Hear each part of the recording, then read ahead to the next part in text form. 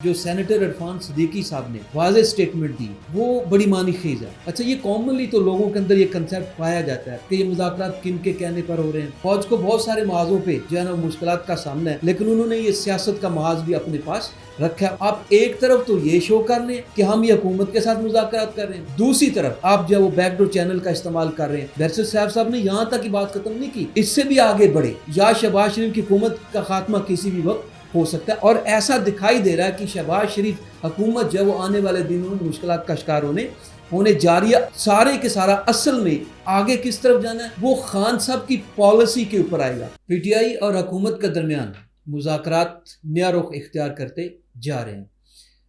اس نئے رخ کا آغاز بیرسٹر گور کی آرمی چیف سے ملاقات کے بعد ہوا۔ یہ ملاقات پہلے تو اس کے بارے میں انکار کیا گیا، اس کو ایکسیپٹ نہیں کیا گیا۔ جب بیرسٹر گور کو یہ بات باور کروائی گئی کہ عمران خان صاحب نے اس کی تصدیق کر دیا تو پھر وہ بھی کہنے لگے اچھا ٹھیک ہے، اگر ایسا ہے تو مان لیتے ہیں۔ لیکن یہ ملاقات سیاسی منظرنامے پر انتہائی اہمیت اختیار کرتی جا رہی ہے اور اس کے حوالے سے مختلف نقطہ نظر سامنے آ رہے ہیں۔ آج جو سینیٹر عرفان صدیقی صاحب نے جو واضح سٹیٹمنٹ دی وہ بڑی معنی خیز ہے، اور اس سے بالکل واضح ہو رہا ہے کہ یہ مذاکرات کیا رخ اختیار کریں گے، کیونکہ اس ملک کے اندر بہت سارا ایسا طبقہ ہے جنہیں اس بات کا شدت سے انتظار تھا کہ یہ مذاکرات کامیاب ہوں تاکہ ملک جو عدم استحکام کا شکار ہے اس سے نکلے۔ تو انہیں خاصی مایوسی ہوگی، کیونکہ جو اس کے پازیٹیو اختتام کا انتظار کر رہے تھے انہیں اب یہ نیگیٹو کی طرف جاتے ہوئے دکھائی دے رہا ہے۔ وہ اس لیے دکھائی دے رہا کہ یہ ملاقات ہوتی ہے اور اس ملاقات کے بعد پہلے اس کی تصدیق اور پھر اس کی جو ہے نا وہ انکار بھی کیا جاتا ہے۔ یہ سارے مسئلے چلتے ہیں، لیکن آج عرفان صدیقی صاحب کی جو سٹیٹمنٹ ہے اس نے اس کے اوپر بالکل مور ثبت کر دیا۔ انہوں نے واضح طور پر جو چیئرمین پی ٹی آئی ہیں انہیں یہ پیغام بھیج دیا ہے کہ دو تین یا چار بیک ڈور چینل سے جو ہے نا وہ مذاکرات نہیں ہوتے، تو آپ ایسے کریں جدھر آپ کا رابطہ ہو رہا ہے آپ انہی سے ہی مذاکرات کریں۔ اچھا، یہ کامنلی تو لوگوں کے اندر یہ کنسیپٹ پایا جاتا ہے کہ یہ مذاکرات کن کے کہنے پر ہو رہے ہیں، کیوں ہو رہے ہیں اور اس کا نتیجہ کیا نکلے گا۔ لوگوں کے اندر یہ ساری چیزیں موجود تھیں۔ عرفان صدیقی صاحب نے اپنے پیغام کے اندر یہ دو ٹوک الفاظ کے اندر جو ہے نا وہ کہا ہے کہ انہیں اس چیز کا اندازہ ہے اور انہیں پتہ ہے، علم ہے کہ آرمی چیف اور ان کے درمیان کیا مکالمہ ہوا، کیا بات چیت ہوئی، یہاں تک جو ہے نا وہ یہ کہنے کے لیے بالکل دو ٹوک الفاظ کے اندر انہوں نے کہا، اور آج کی میڈیا کی یہ چیز زینت بن چکی ہے۔ تو عرفان صدیقی صاحب نے جو واضح طور پہ کہا، جو دو ٹوک الفاظ کے اندر کہا، وہ کہتے ہیں کہ ہمیں براہ راست جو ان کا اعلیٰ ترین فوجی سطح پہ رابطہ ہوا، اور ہم سب جانتے ہیں کہ پاکستان کے اندر جو پاک فوج کا یا اسٹیبلشمنٹ کا سیاست کے اندر کیا کردار ہے، اور اس کے بارے میں کبھی انکار بھی کیا جاتا ہے۔ اگر آپ عمران خان صاحب کے اینڈ کے دور میں چلے جائیں تو جنرل باجوہ صاحب جو انہیں لانے والے تھے وہ یہ واضح کہتے رہے کہ نہیں، پاک فوج نے اپنا کردار جو ہے وہ سیاست سے واپس لے لیا، روک لیا، کہتے رہے، لیکن لوگ ان کے اوپر یقین کرنے کے لیے تیار نہیں تھے۔ وہ ہر تقریب کے اندر اس چیز کو باور کروانے کی کوشش کرتے رہے، لیکن ایسا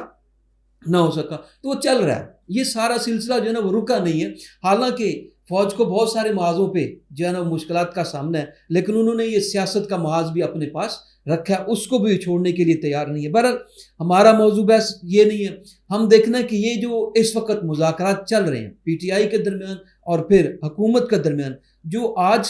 سینیٹر عرفان صدیقی صاحب کا بیان آیا اور پھر انہوں نے واضح طور پہ یہ چیز کلیئر کرنے کی کوشش کی کہ وہ سمپل ملاقات نہیں تھی، کہ اگر یہ کہا جائے نا کہ وہ اس کے اندر کوئی ایسی بڑی بات نہیں ہوئی، تو ان کی جو سٹیٹمنٹ ہے نا وہ بڑی معنی خیز ہے، کہ وہ کہتے ہیں کہ ان کا براہ راست اعلیٰ ترین فوجی سطح پر جو بات چیت شروع ہو گئی ہے جو اطمینان بخش ہے۔ یہ بیرسٹر گور صاحب کو وہ کوٹ کرتے ہیں اور کہتے ہیں کہ بیک ڈور پروسیس بھی چلے گا، اور جو ہے نا اس کے ساتھ ساتھ ہم فرنٹ ڈور پروسیس جو ہے اس کو بھی چلائیں گے۔ یہ بیرسٹر گور صاحب کی سٹیٹمنٹ انہوں نے کوٹ کیا، اور یہ طنزیہ انداز سے جو ہے نا کوٹ کی گئی ہے۔ پھر انہوں نے واضح کہا کہ جناب دو تین دروازوں سے جو ہے نا یہ مذاکرات نہیں ہوتے، ایک وقت کے اندر ایک جگہ پہ مذاکرات ہوتے ہیں۔ آپ ایک طرف تو یہ شو کر لیں کہ ہم یہ حکومت کے ساتھ مذاکرات کر رہے ہیں، دوسری طرف آپ جو ہے وہ بیک ڈور چینل کا استعمال کر رہے ہیں اور وہ ایک نہیں کئی رابطے جو ہے نا وہ کر رہے ہیں. تو اس ملاقات کے بعد اور اس ملاقات کی یہ تفصیلات سامنے آنے کے بعد ایک تھرتھلی سی مچی ہے. اچھا اس کے اوپر فوری رد عمل آیا بیرسٹر سیف صاحب کا, ٹھیک ہے, جو ترجمان ہیں خیبر پختونخوا حکومت کے. انہوں نے ڈائریکٹلی عرفان صدیقی صاحب کو تو کچھ نہیں کہا, لیکن ڈائریکٹلی انہوں نے نواز شریف کے اوپر اٹیک کیا. انہوں نے کہا جی کہ نواز شریف, حالانکہ ان کے بارے میں ہم کہتے ہیں کہ اس وقت پیسے موڈ میں ہے, سائلنٹ موڈ میں ہے, ان کا سیاست میں کوئی کردار نہیں ہے اس وقت. وہ بالکل جب سے ان کی تیسری دفعہ پرائم منسٹر بننے کی جو کوشش تھی وہ چکنا چور ہوئی, تو اس کے بعد سے وہ بالکل سیاست سے کنارہ کش ہیں, کچھ ایسا کردار ادا نہیں کر رہے ہیں. لیکن انہوں نے آج ہٹ کیا, انہیں بیرسٹر سیف نے جو ہے نا وہ ان کو تنقید کا نشانہ بنایا. کہا کہ جناب یہ مذاکرات کو جو ناکام کرنے کی کوشش ہے یہ نواز شریف کی طرف سے کی جا رہی ہے, اور انہوں نے ایسے لوگ آگے سامنے لائے ہیں. اور ہم سب جانتے ہیں کہ سینیٹر عرفان صدیقی صاحب جو ہیں وہ نواز شریف کے ہی سب سے زیادہ قریبی ساتھی ہیں, اور دانشور بھی ہیں, لکھتے بھی ہیں, بولتے بھی ہیں. تو جو وہ بولتے ہیں اس کا مطلب یہ ہے, ہم یہ کہہ سکتے ہیں کہ اس کے پیچھے نواز شریف ہے, اس میں کوئی دو رائے نہیں ہے, کیونکہ وہ شہباز شریف سے زیادہ نواز شریف کے قریبی سمجھے جاتے ہیں, ان کے ساتھیوں میں سے ایک ہے. تو ان کی طرف سے یہ سٹیٹمنٹ آئی, پھر بیرسٹر سیف کا رد عمل آیا اور انہوں نے نواز شریف صاحب کو کمپلیٹلی ہٹ کیا اور کہا کہ وہ لوگ چاہتے ہیں کہ یہ جو مذاکرات کا پروسیس ہے جس کی طرف سارے لوگ دیکھ رہے ہیں یہ سبوتاژ ہو جائے, یہ کسی طرح سے رک جائے. تو یہ ایک دوسرے کے اوپر تابڑ توڑ حملے جو ہیں وہ بھی جاری ہیں. بیرسٹر صاحب نے یہاں تک کی بات ختم نہیں کی, وہ اس سے بھی آگے بڑھے. یہ وہ پولیٹیکل ہاکس ہیں, یہ وہ پولیٹیکل لوگ ہیں جو چاہتے ہیں کہ ان جو سامنے سے جو بالکل فرنٹ پروسیس پہ مذاکرات ہو رہے ہیں ان کو روکا جائے, جن کو سردار ایاز صادق صاحب جو ہیں وہ لیڈ کر رہے ہیں, اور دونوں طرف سے 2-3 بیٹھکیں بھی ہو چکی ہیں اور امیدیں ظاہر کی جا رہی تھی کہ اس کا پازیٹیو رزلٹ نکلے گا. لیکن وہ پازیٹیو جانے کی بجائے اس وقت ایسا محسوس ہو رہا ہے کہ اب سارے کے سارا جو محور ہے, جو سارے کا سارا مرکز ہے, وہ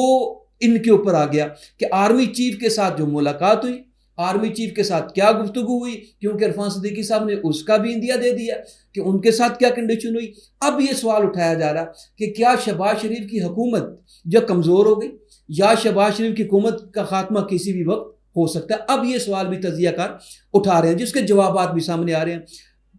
شہباز شریف صاحب نے پارلیمانی کمیٹی کا اجلاس طلب کر لیا, اس کا مطلب سم تھنگ از رانگ, کچھ نہ کچھ ایشو ہے.